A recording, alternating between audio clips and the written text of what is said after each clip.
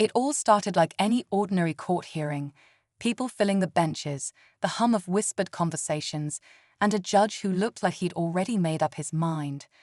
But what happened next was anything but ordinary.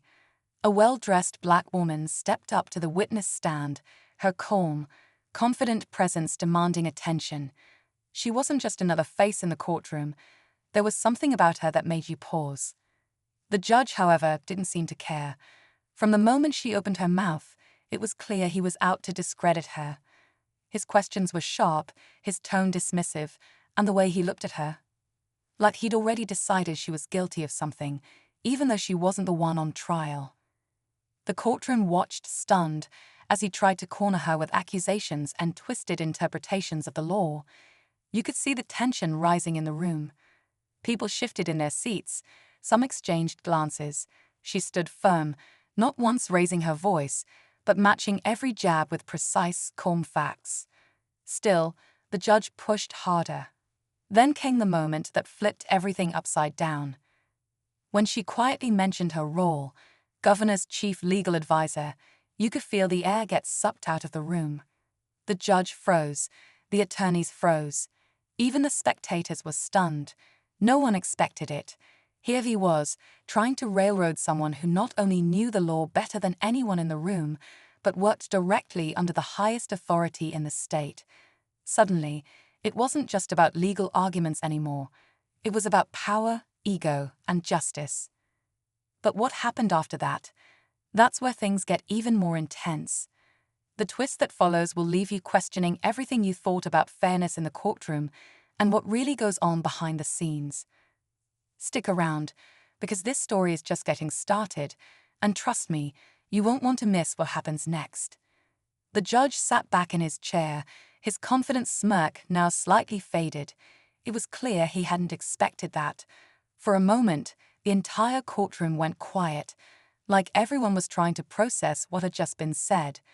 The woman at the stand, calm but firm, repeated it again. She was the governor's chief legal advisor.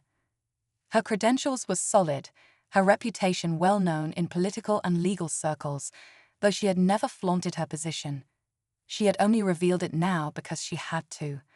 And the way she did it, so measured, so controlled, it only made her presence stronger.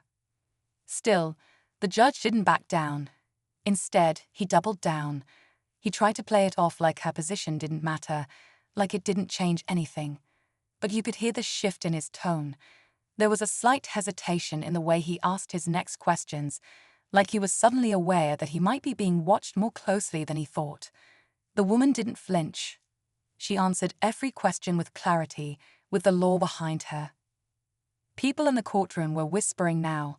Who was she really? Why was she here, in this particular courtroom, and how did things get to this point? Some began to wonder if the judge had known who she was all along and tried to silence her anyway.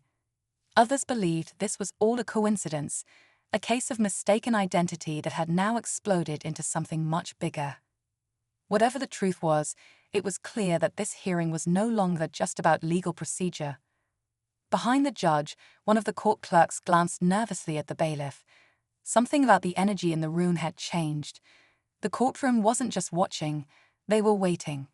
Waiting to see if justice would be upheld or if power would be abused yet again. The woman's calm never wavered, but something in her eyes said she knew this fight was bigger than her.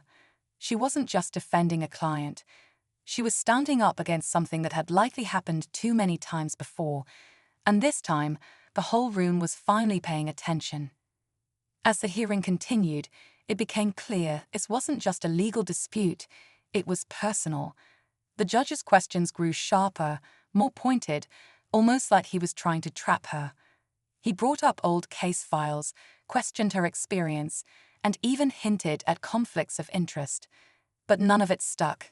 She kept her responses calm and deliberate, never letting her emotions slip. Still, under the surface, there was something deeper going on. People started to wonder, why was the judge going after her so hard? What was he really trying to prove?